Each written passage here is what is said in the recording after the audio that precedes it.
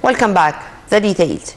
In two separate meetings on Saturday, President Abdel Fattah el-Sisi met CEO of Norway's new and renewable power producers Catec and Chief of Australia's power company FFI, discussing ways of boosting mutual cooperation in the field of renewable energy.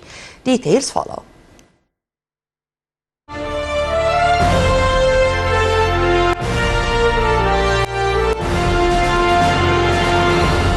President Abdel Fattah el-Sisi met the CEO of Norway's leading new and renewable power producers Catec, Taljer Bliksgog.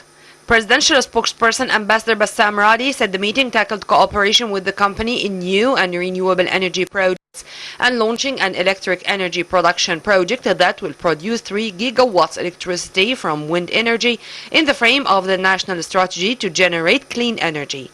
The meeting was attended by Minister of Electricity Dr. Mohammed Shakir al-Marqabi and Norwegian Ambassador in Egypt Hilda Klimsdal. President Sisi stressed Egypt's keenness on cooperating with the Norwegian side due to its great experience in this field, with the state's unprecedented support to green energy sector as one of its main priorities to benefit from Egypt's resources of renewable energy from the wind and the sun. For his part, the Norwegian CEO expressed his happiness meeting with the president, stressing that Egypt is a rich country in the field of renewable energy and has all potentials to become an international renewable energy hub. Also on Saturday, President Abdel Fattah el-Sisi met with the head of the Australian Fortescue Future Industries FFI energy company, Andrew Forrest, in the presence of Minister of Electricity Dr. Mohammed Shakir al-Marqabi, Minister of Petroleum and Mineral Resources Engineer Tariq al-Mulla, and the Regional General Manager for the Middle East and North Africa region for the company, Mu'taz Qandil. The head of state gave his directives to provide all the facilities to speed up the process of implementing joint projects related to clean energy and to benefit from the advanced experiences of the Australian companies in this regard. Ambassador Radi stated that the meeting also dealt with following up on the cooperation between the Australian company and the electricity sector in Egypt in the field of green hydrogen and green ammonia production, including a project to produce 9.2 gigawatts of electric power from the new and renewable energy and the settlement of related industries.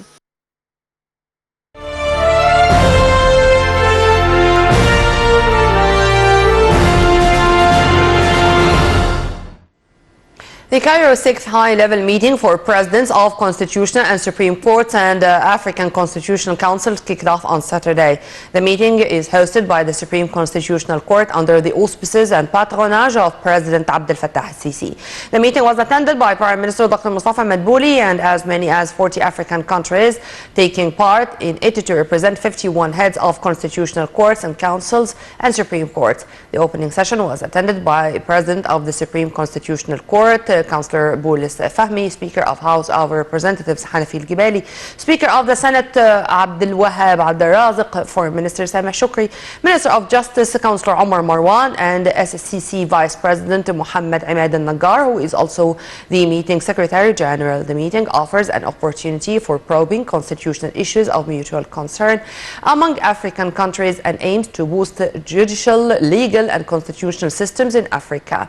In his word before the attendees, President of the Supreme Constitutional Court Boulis Fahmi announced the establishment of a permanent research forum to meet African visions, which is a mechanism that continues to exchange experiences and communicate among the heads of the constitutional courts throughout the year.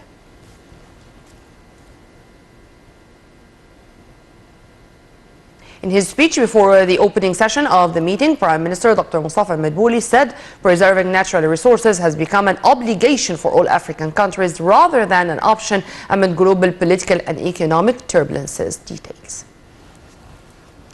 Prime Minister Dr. Mustafa Madbouli called on the heads of top African courts who are meeting in Cairo to formulate joint principles and constitutional guarantees to protect and develop the continent's natural resources for the African peoples and future generations.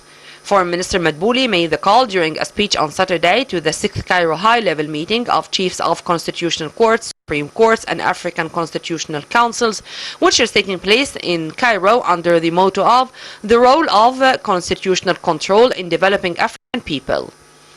The Prime Minister said the African continent is an important part of a world that's facing challenges. Therefore, all Africans have to think collectively to find legal and constitutional ways that would help African states in curbing the negative impacts of global disputes on the African economies. He stressed that this will help the African people to fulfill their duty to protect the enormous natural resources of Africa for our people and the future generations, and to support the interests of the neediest strata in the societies under the supreme constitutional principle of social justice. Medbouli added that preserving the natural resources of Africa is no longer an option but rather an obligation and a duty for all countries in the continent. He added that African states have to use resources in an optimal way and invest in them in a manner that achieves sustainable development. Medbouli also praised the outcome of the previous 5 editions of the African Judicial Chiefs meeting in developing joint judicial work in Africa, reiterating Egypt's commitment to a better future for the Black continent. Foreign Minister Sameh Shukri received a phone call on Saturday from his Indian counterpart Subramaniam Jaishankar. Foreign Ministry spokesperson Councillor Ahmed Abu Zaid said the two top diplomats discussed bilateral ties and a number of regional and international issues of mutual concern. Shukri and his Indian counterpart also agreed to continue with their consultations and to arrange for holding bilateral meetings in the coming weeks.